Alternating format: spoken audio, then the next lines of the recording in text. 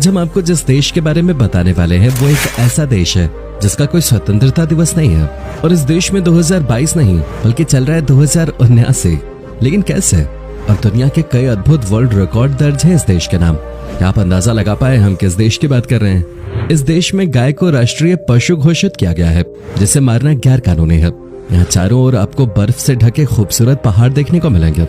दोस्तों, हम बात कर रहे हैं हिमालय की गोद में बसे एक बेहद ही सुंदर देश नेपाल के, जो अपनी प्राकृतिक सुंदरता और हिमालय के लिए पूरे विश्व में प्रसिद्ध है। एक ऐसा देश जिसकी सीमाओं की सुरक्षा खुद हिमालय पर्वत कर रहे हैं। दुनिया के सबसे पुराने देशों में एक इस देश की संस्कृति और परंपरा सबसे अलग है। यहाँ लोग हाथ नहीं मिलाते बल्कि हाथ जोड़कर नमस्ते बोलते हैं और एक दूसरे का अभिवादन करते हैं।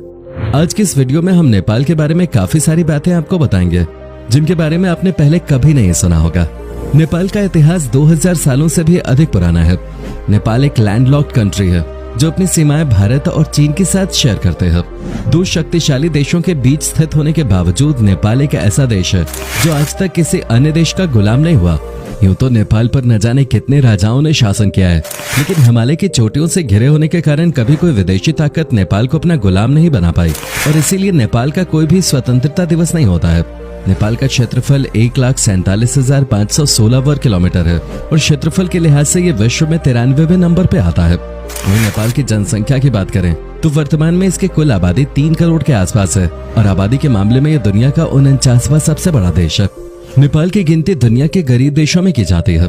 देश की कुल जीडीपी केवल $30 बिलियन के आसपास है और नेपाल की आधी से अधिक आबादी दिन का $1 से भी कम कमा पाती है। इसलिए बड़ी संख्या में नेपाली लोग भारत आकर नौकरी और व्यवसाय करते हैं। नेपाल देश का नाम एक महान संत नेमी के नाम पर रखा गया है। दुनिया के सभी देशों के झंडे रेक्टेंगुलर शेप के होते हैं, लेकिन नेपाल एक ऐसा देश है जिसका झंडा 2 त्रिकोण से मिलकर बना है। ये 2 त्रिकोण माउंट एवरेस्ट को बयां करते हैं और इस पर लगे चांद और तारे यहाँ पर रहने वाले विभिन्न धर्मों की एकता का परिचय देते हैं।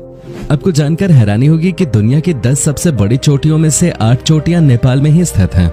ये देश समुद्र से काफी अधिक ऊंचाई पर स्थित है और इसीलिए इसे दुनिया की छत भी कहा जाता है। साथ ही नेपाल को कंट्री ऑफ ग्लोरी के नाम से भी जाना जाता है, क्योंकि यहाँ की प्राकृतिक सुंदरता को जो एक बार देख ले उसका दिल हमेशा के लिए यहीं बस जाता है।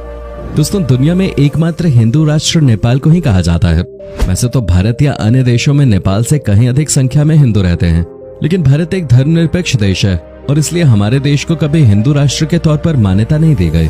लेकिन नेपाल एक हिंदू राष्ट्र हुआ करता था, लेकिन साल 2007 में नेपाल के संविधान में संशोधन कर इसे हिंदू राष्ट्र से बदलकर धर्मनिरपेक्ष देश घोषित कर दिया गया। यहाँ की 81% आबादी हिंदू धर्म को मानती है, तो वहीं 9% आबादी बौद्ध धर्म को मानती है।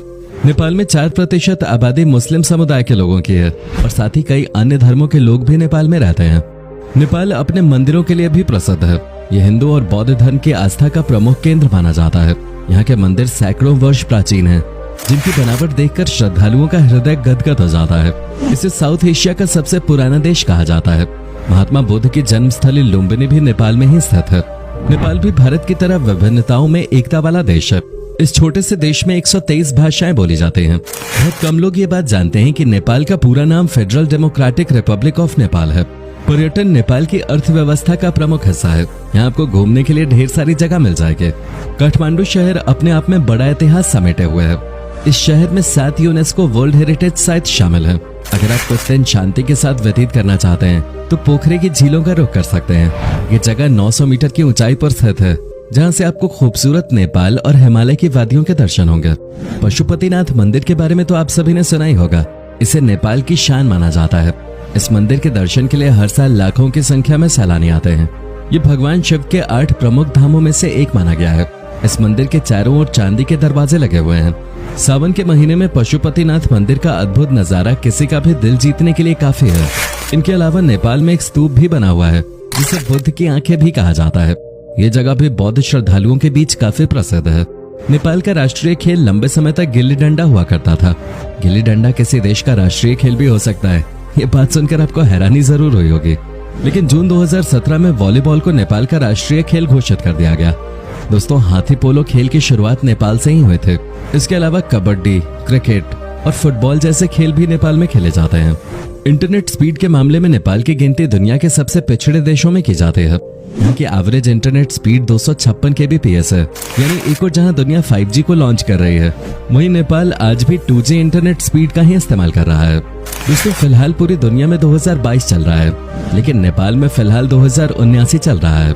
ऐसा इसलिए क्योंकि दुनिया के सभी देशों में ईसा पूर्व कैलेंडर फॉलो किया जाता है, लेकिन नेपाल में विक्रम संवत कैलेंडर इस्तेमाल होता है। इसी वजह से नेपाल में नए वर्ष का जश्न 1 जनवरी को नहीं बल्कि अप्रैल के मध्य में मनाया जाता है। नेपाल का टाइम जोन भी अलग है। यहाँ माउंट एवरेस्ट के आधार पर टाइम चलता है और दुनिया के मानक टाइम जोन से नेपाल का टाइम 45 मिनट पीछे है।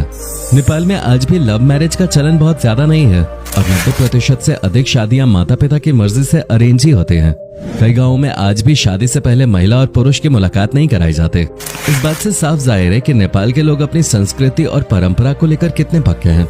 नेपाल में लिटरेसी रेट 68% के आसपास है। इसे बढ़ाने के लिए नेपाल प्रयास कर रहा है, लेकिन कई दुर्गम गांवों में आज भी प्राथमिक विद्यालय तक नहीं है। यहाँ से स्कूलों तक आने के लिए लोगों को कई किलोमीटर पैदल ही सफर करना पड़ता है।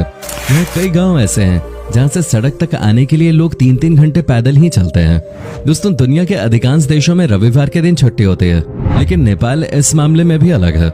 यहाँ साप्ताहिक अवकाश रविवार को नहीं बल्कि शनिवार को होता है और शुक्रवार को सभी दफ्तरों में हाफ डे होता है। नेपाल दुनिया में पानी संरक्षित करने के मामले में दूसरे स्थान पर आता है, लेकिन पानी का सही इस्तेमाल नेपाल के लोगों को नहीं आता। अगर नेपाल चाहे तो हाइड्रो पावर प्लांट के जरिए इतनी बिजली पैदा कर सकता है जिससे वो अपने देश में लोगों को 24 घंटे बिजली तो दे ही पाएगा, साथ ही अतिरिक्त बिजली को अन्य देशों में बेचकर अर्थव्यवस्था को मजबूत भी बना सकता है। लेकिन नेपाल ने इस ओर अभी तक ज्यादा ध्यान नहीं दिया है और आज भी नेपाल में अधिकतर जगह केवल 8 से 10 घंटे ही बिजली आते हैं। बिजली की भारी कमी के कारण यहाँ पर कभी मैन्युफैक्चरिंग और इंडस्ट्रियल सेक्टर अपने पैर नहीं जमा पाया। हालांकि यहाँ हाथ से काम करना लोगों को अच्छे से आता है। नेपाल में टेक्सटाइल इंडस्ट्री काफी मजबूत है। इसके अलावा कारपेट, सीमेंट और शुगर का एक्सपोर्ट भी नेपाल करता है। नेपाल और भारत के बीच हमेशा से ही काफी अच्छे रिश्ते रहे हैं और आपको बता दें कि नेपाल के लोगों की भर्ती भारतीय सेना में भी की जाती है। नेपाल के लोगों को गोरखा सेना में भर्ती किया जाता है, जिसकी शुरुआत ब्रिटिश इंडिया के दौरान हुए थे। दोस्तों, नेपाल एक ऐसा देश है जहाँ कभी भी धर्म, जाति और समुदाय को लेकर दंगे नहीं हुए। इस देश में आज तक धर्म के नाम पे कभी किसी का कत्ल नहीं किया गया। यानी वास्तव में धर्मनिरपेक्ष देश देखना है तो आप नेपाल का दौरा जरूर कीजिएगा।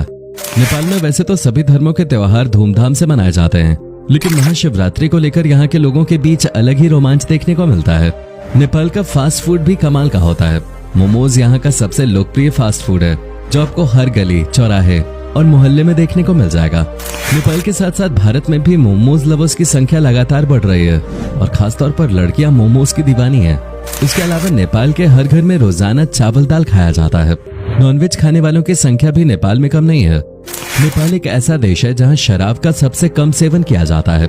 यहां आधे से ज्यादा पुरुषों ने और लगभग 3/4 महिलाओं ने कभी शराब का सेवन नहीं किया और इसके लिए नेपाल की तारीफ तो की जानी चाहिए। नेपाल के लोगों को वर्ल्ड रिकॉर्ड्स बनाने का भी बहुत शौक है। दुनिया के सबसे छोटे इंसान का रिकॉर्ड नेपाल के ही एक व्यक्ति के नाम दर्ज था। चंद्र बहादुर डांगी की लंबाई केवल 54 सेंटीमीटर थे, जिसके लिए इनका नाम Guinness book of world record में दर्ज किया जा चुका है। इसके अलावा दुनिया में सबसे अधिक समय तक हैंडशेक करने का रिकॉर्ड भी नेपाल के ही 2 लोगों के नाम दर्ज है। 2 पुरुषों ने 42 घंटे से अधिक समय तक बिना रुके यहाँ हैंडशेक किया था। ये सुनने में तो आसान लगता है, लेकिन इतने घंटों तक हाथ मिलाए रखने से जो पसीना आता है और उस पसीने में भी हाथ नहीं छोड़ना काफी मुश्किल भरा काम है। दोस्तों, नेपाल में दुनिया की सबसे ऊंची चोटी है जिसका नाम माउंट एवरेस्ट है। साथ ही दुनिया की सबसे ऊंची लेक भी नेपाल में ही है, जो 4800 मीटर की ऊंचाई पर स्थित है। इस लेक का नाम कजन सारा लेक है। आपको बता दें कि नेपाल की राजधानी काठमांडू शहर की जगह पहले एक झील हुआ करते थे, लेकिन ये बात आज से कई हजार वर्ष पहले की है। अब यहाँ एक समृद्ध शहर बस गया है। वाइल्ड लाइफ के लिहाज से भी नेपाल एक काफी अच्छा देश है। यहाँ आपको 900 से अधिक प्रजातियों के पक्षी देखने को मिल जाएंगे। सैकड़ों तरह की तितलियां भी नेपाल में पाई जाते हैं। जंगली जानवरों में यहाँ आपको हिम तेंदुआ, बर्फानी चीता, रेड पांडा, बंगाल टाइगर और एक सींग वाला गैंडा जैसे कई जानवर देखने को मिल जाएंगे, जिसकी वजह से इसे एशिया का अमेज़न भी कहा जाता है। कुछ लोग यहाँ पर येती को देखने का भी दावा कर चुके हैं। येती एक प्रकार का हिम मानव होता है जो कि अक्सर कहानियों में ही सुनाई देता है, लेकिन येती के होने के पुख्ते सबूत आज तक नहीं मिल पाए हैं। वैसे तो दुनिया के सभी देशों के नक्शे बिल्कुल अलग होते हैं, लेकिन नेपाल और पुर्तगाल का नक्शा हूबहू एक जैसा लगता है। नेपाल की जगह अगर पुर्तगाल का नक्शा आपको दिखा दिया जाए तो उसमें आपको ज्यादा फर्क नहीं महसूस होगा। नेपाल में एक समय पर चरस और तंबाकू का इस्तेमाल और तस्करी बड़े पैमाने पर की जाते थे, लेकिन अब इनका इस्तेमाल और बेचना दोनों गैर कानूनी है। नेपाल की करेंसी का नाम नेपाली रुपीज है। ये भारतीय रुपए के आगे काफी कमजोर नजर आते हैं। एक भारतीय रुपया नेपाल के 1.60 रुपीज के बराबर है। यानी अगर आप नेपाल घूमने जाते हैं तो ये आपको काफी सस्ता पड़ेगा। नेपाल और भारत के बीच अच्छी दोस्ती के कारण ही यहाँ जाने के लिए भारतीयों को पासपोर्ट या वीजा की आवश्यकता नहीं होती। हालांकि बॉर्डर क्रॉस करने के लिए आपके पास भारतीय सरकार द्वारा जारी कोई भी आईडी प्रूफ होना जरूरी है, जैसे आधार कार्ड, लाइसेंस, पैन कार्ड या अन्य कोई भी दस्तावेज। अगर कम बजट में विदेश घूमना चाहते हैं तो नेपाल परफेक्ट टूरिस्ट डेस्टिनेशन है।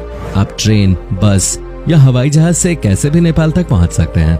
नेपाल पहुंचने के बाद आपको यहाँ की प्रमुख जगहों पर घूमने के लिए 25 से 30 हजार रुपए चुकाने होंगे। इतने बजट में शायद ही आप किसी और देश में घूम पाएंगे। और नेपाल में जगह जगह मंदिर और प्राचीन स्थल देखकर आपका मन भी प्रसन्न हो जाएगा। दोस्तों, आज के इस वीडियो में हमने आपको मुफ्त में नेपाल की यात्रा कराई है। उम्मीद करते हैं आपको ये वीडियो अच्छी लगी होगी। अगर आप कभी नेपाल गए हैं तो अपना एक्सपीरियंस हमारे साथ जरूर शेयर करें। साथ ही और किस देश के बारे में जानना चाहते हैं कमेंट सेक्शन में हमें